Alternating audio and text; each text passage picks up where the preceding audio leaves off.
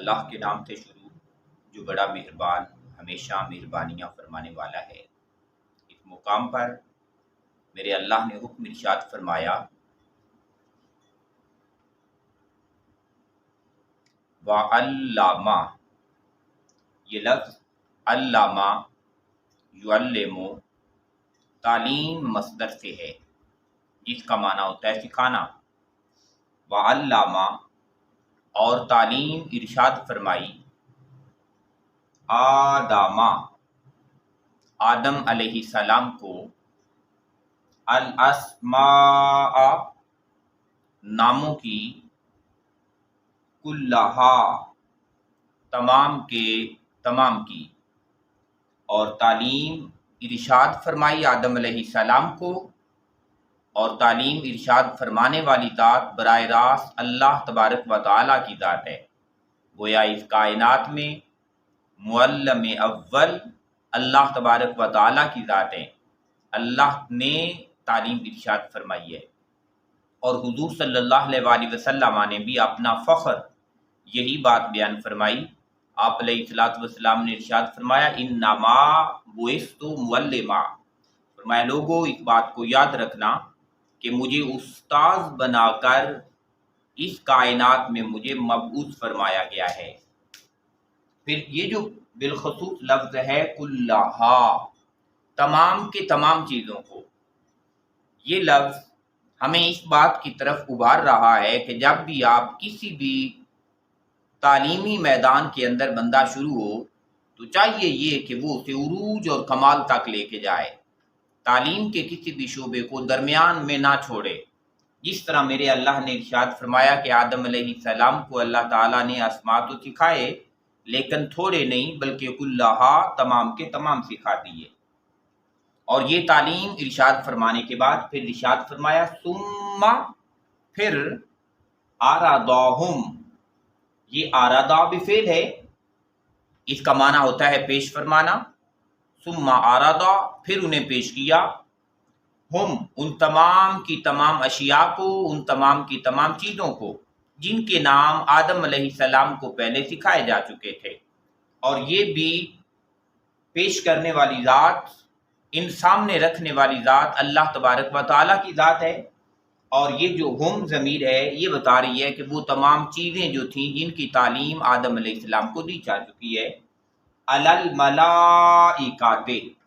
اور انہیں پیش فرمایا میرے اللہ نے اپنی شان کے مطابق فرشتوں کے سامنے، علی الملائکہ، فرشتوں پر، فقال، اور ارشاد فرمایا انبئونی، فرمایا اس کی مجھے خبر دیں، کیونکہ فرشتے پہلے ایک بات کر چکے تھے جب میرے اللہ نے حکم ارشاد فرمایا وَإِذْ قَالَ رَبُّكَ لِلْمَلَائِكَةِ إِنِّي جَاعِلٌ فِي الْأَرْضِ خلیفہ، جب یہ بات ہوئی تو فرشتے کیونکہ اپنا ایک موقف دے چکے تھے اور اس موقف سے در پردہ یہ بات عیاں ہو رہی تھی کہ پروردگار عالم یہ جو پیدا ہونے والا ہے یہ فساد کرے گا، یہ خون ریزیاں کرے گا، یہ انتشار کرے گا، یہ فتنے کا سبب بنے گا، تو یا اللہ ہم تیری تسبیح کرتے ہیں، یا اللہ ہم تیری پاکی بیان کرتے ہیں۔ تو گویا در پردہ یہ بات سمجھی جا رہی تھی کہ یا اللہ پھر اگر نیابت عطا کرنی ہے تو ہم سے بڑھ کے نیابت کا حقدار اور کون ہو سکتا ہے۔ تو اللہ تبارک و تعالیٰ نے آدم علیہ السلام کی تخلیق فرمائی، آدم علیہ السلام کی تخلیق کے بعد انہیں تعلیم دے دی، اور یہ تعلیم دے کے پھر وہ چیزیں فرشتوں کے سامنے پیش فرمائی میرے اللہ نے اپنی شان کے مطابق، اور انہوں نے فرمایا کہ بتاؤ بِأَسْمَاءِ، نام، ہَؤُلَاءِ، ان چیزوں کے، اِن کُنتُم، اگر تم ہو، صادقین، اپنے اس موقف میں سچے، فرمایا جو بات تم کر رہے ہو اگر یہ بات سچ ہے، اگر یہ بات حق ہے تو فرمایا ان چیزوں کے نام ہی مجھے بتا کے دکھاؤ۔ اور جیسے ہی فرشتوں نے اس بات کو بھانپا،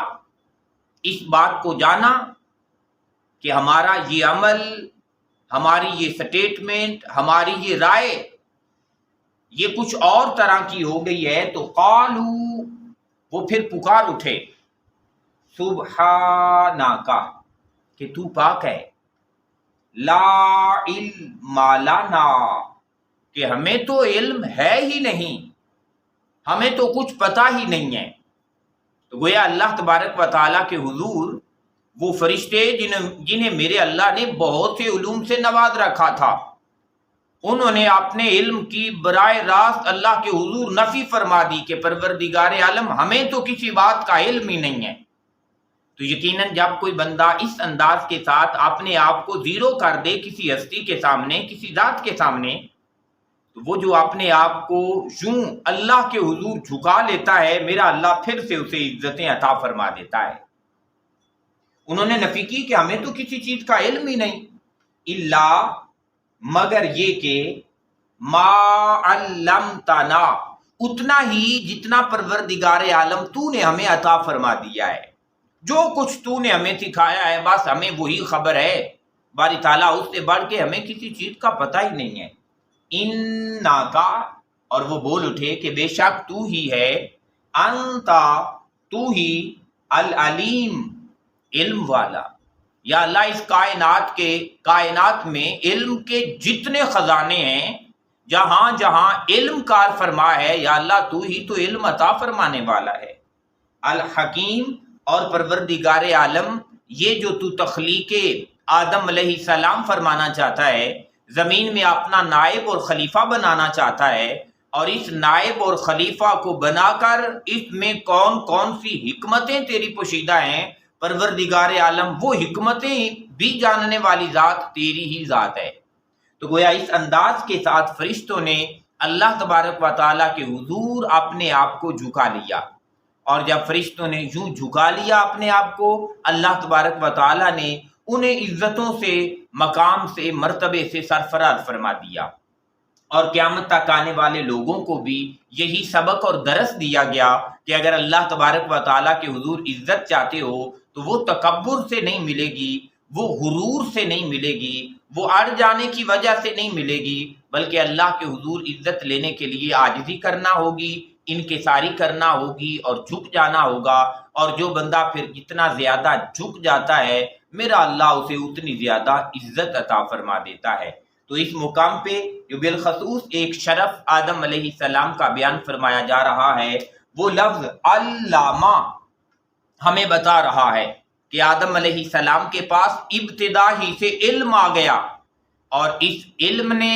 آدم علیہ السلام کے درجے کو، مقام کو اور مرتبے کو اس انداز کے ساتھ بلند فرما دیا۔ حضور سرور کائنات صلی اللہ علیہ وآلہ وسلم نے بھی ارشاد فرمایا، انا مدینۃ العلم وعلی بابھا، فرمایا لوگو یاد رکھنا کہ میں علم کا شہر ہوں، اور اس شہر کا دروازہ فرمایا میرا علی اس شہر کا دروازہ ہے۔ من یرید العلم، اب جو بندہ بھی چاہتا ہے کہ اسے علم کی خیرات نصیب ہو، فلیأت علی الباب، فرمایا وہ دروازے کی طرف آئے۔ گویا کائنات میں قیامت تک جو بھی علم لینا چاہتا ہے اسے دروازہ علی المرتضیٰ شیر خدا رضی اللہ عنہ پہ آنا پڑے گا، اور جس کی حاضری وہاں ہو گئی اللہ تبارک و تعالیٰ اسے علم کی خیرات سے ضرور نواز دے گا۔ اللہ تعالیٰ سے دعا ہے میرا اللہ ہمیں بھی تکبر سے محفوظ فرما کے ہمیں عاجزی اور انکساری اپنانے کی توفیق نصیب فرمائے۔